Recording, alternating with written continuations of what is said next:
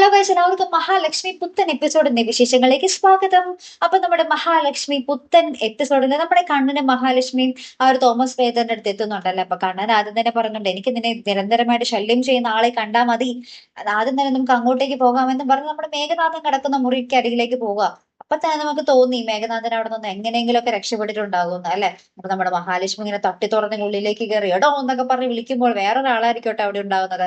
അപ്പൊ അവിടുത്തെ ആ ഒരു വൈദ്യശാലയിലുള്ള ഒരാൾ പറയും, ഇവിടെ നേരത്തെ കിടന്നിരുന്ന ഒരാള് ആരോടും പറയാതെ രാത്രിക്ക് രാത്രി പോയി കളഞ്ഞു എന്നൊക്കെ പറയുകയാണ്. അപ്പൊ നമ്മുടെ മഹാലക്ഷ്മി പറയുന്നുണ്ട്, അയാൾ വൃത്തികെട്ടവനാണ്, പെണ്ണുങ്ങൾ നിരന്തരം ശല്യം ചെയ്യുന്നവനാണെന്നൊക്കെ പറയുമ്പോൾ ആ ഒരു വൈദ്യശാലയിലത്തെ ആള് പറയുന്നുണ്ട്, ആ ശരിയാണ്, വൈദ്യര് അദ്ദേഹത്തെ കണ്ടപ്പോൾ ഭയങ്കര വൃത്തികേടായിട്ടാണ് അദ്ദേഹം വൈദ്യരും പറഞ്ഞത്, വൃത്തികെട്ട സ്വഭാവമാണെന്നാണ് വൈദ്യരും പറഞ്ഞതെന്നൊക്കെ പറഞ്ഞിട്ട് ഇങ്ങനെ പറയുക കേട്ടോ. അപ്പൊ നമ്മുടെ കണ്ണൻ ആകപ്പാടെ നിരാശയായി. നമ്മുടെ മേഘനാഥനെ കാണാൻ വന്നിട്ട് അയാളെ കാണാൻ പറ്റിയില്ലല്ലോ, കണ്ടിരുന്നെങ്കിൽ അതോടുകൂടി കഥകളൊക്കെ പൊളിഞ്ഞടങ്ങിയാനെ, അല്ലെ? അപ്പുറത്താണെങ്കിലും അതിനുശേഷം നമ്മുടെ വൈദ്യൻ നമ്മുടെ കണ്ണനെ കാണുക കേട്ടോ. അപ്പൊ തോമസ് വൈദ്യർ ആദ്യം തന്നെ നമ്മുടെ കണ്ണൻ ഇങ്ങനെ പറഞ്ഞ കാര്യങ്ങളൊക്കെ ഇങ്ങനെ കണ്ണടച്ചിന്ന് കേൾക്കുന്നുണ്ട്. ശേഷം ഓരോ നാടികളും പിടിച്ച് നോക്കുന്നുണ്ട്.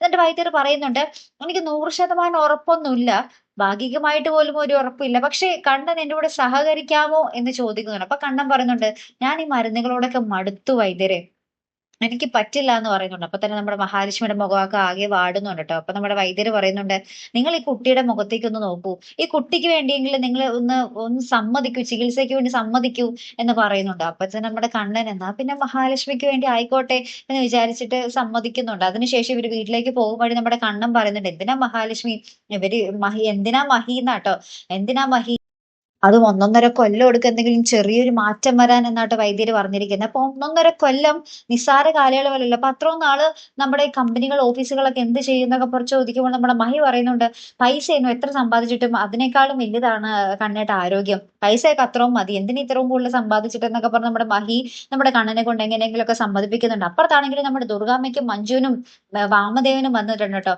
അപ്പൊ ഇവർക്ക് ഭയങ്കര കണ്ണനെങ്ങാനും ചലനശേഷി തിരികെ കിട്ടിയാൽ പിന്നെ തങ്ങളൊക്കെ തീർന്നു. എന്നുവെച്ചാൽ ദുർഗാമ്മ മനഃപൂർവ്വമാണ് മരുന്നൊക്കെ അങ്ങോട്ടും ഇങ്ങോട്ടും മാറ്റി മറിച്ചൊക്കെ കൊടുത്താണ് നമ്മുടെ കണ്ണൻ ശരിക്കും പറഞ്ഞാൽ പണ്ടേ രക്ഷപ്പെടേണ്ടതായിരുന്നു, പണ്ടേ നടക്കേണ്ടതായിരുന്നു. അപ്പൊ നമ്മുടെ ദുർഗാമ്മയാണ് മരുന്നുകൾ കുറെ മാറ്റി മറിച്ചൊക്കെ കൊടുത്ത് തെറ്റായ രീതിയിലൊക്കെ മരുന്ന് കൊടുത്ത് നമ്മുടെ കണ്ണനെ ഈ അവസ്ഥയിൽ തന്നെ ഇങ്ങനെ തുടർച്ചയായിട്ട് ഇങ്ങനെ കൊണ്ടുപോകുന്ന കേട്ടോ. അപ്പൊ ഇനി നമ്മുടെ മഞ്ജു പറയുന്നുണ്ട്, അപ്പൊ ഇനി അമ്മയല്ലല്ലോ, ഇനി മഹാലക്ഷ്മി ആ ലക്ഷ്മിയല്ലേ കൊടുക്കാൻ പോകുന്നത്, അവൾ അങ്ങനെ തെറ്റിച്ചൊന്നും കൊടുക്കൂലല്ലോ, അവള് മരുന്ന് കൊടുത്താൽ ഉറപ്പായിട്ടും നമ്മുടെ കണ്ണേട്ടൻ എഴുന്നേറ്റ് നടക്കും എന്നൊക്കെ പറഞ്ഞ് അവർക്ക് ഭയങ്കര ടെൻഷൻ. പോരാത്തതിന് നമ്മുടെ തോമസ് വൈദ്യരെ പറ്റി അവരിങ്ങനെ നെറ്റിലൊക്കെ സെർച്ച് ചെയ്യുമ്പോൾ ഭയങ്കര വലിയ അഭിപ്രായമൊക്കെയാണ്. അപ്പൊ അവർക്ക് വലിയ കണ്ണൻ എങ്ങാനും എണീറ്റ് നടന്നാലും പിന്നെ എന്തായിരിക്കും തങ്ങളുടെ അവസ്ഥ എന്നൊക്കെ ഓർത്തിട്ട് അവരുടെ ആദ്യമായിട്ടോ ഏറ്റവും ഒടുവിൽ കാണുവാൻ സാധിക്കുന്ന കാഴ്ച. അപ്പൊ ഇനി എന്തൊക്കെയായിരിക്കും അവിടെ സംഭവിക്കാൻ പോകുന്നത്? ഏറ്റവും അവസാനം ഉണ്ടല്ലോ, നമ്മുടെ വാമദേവൻ നമ്മുടെ പ്രതാപനെ കണ്ടി കാര്യങ്ങൾ പറയുന്നുണ്ട്.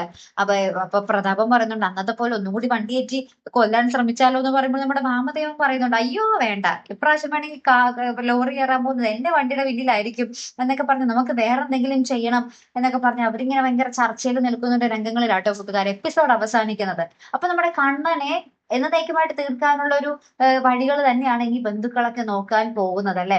അപ്പൊ ആ ഒരു ബന്ധുക്കളുടെ ആ ഒരു കഴുകൻ കണ്ണുകളിൽ നിന്നും നമ്മുടെ കണ്ണനെ രക്ഷിക്കാൻ ആരാണ് ഇനി ഉള്ളത്? നമ്മുടെ മഹാലക്ഷ്മി മാത്രം, അല്ലെ? അപ്പൊ എന്തായാലും അതുപോലെയൊക്കെ തന്നെ നമ്മുടെ മഹാലക്ഷ്മിയുടെ സ്വപ്നം പോലെ നമ്മുടെ കണ്ണൻ എണീറ്റ് നടക്കട്ടെ, അല്ലെ കൂട്ടുകാരെ? അപ്പൊ എന്തായാലും കാത്തിരുന്ന് തന്നെ കാണുമ്പോൾ അടുത്തൊരു വീഡിയോ വരുന്നത് വരയ്ക്കും ഗുഡ് ബൈ.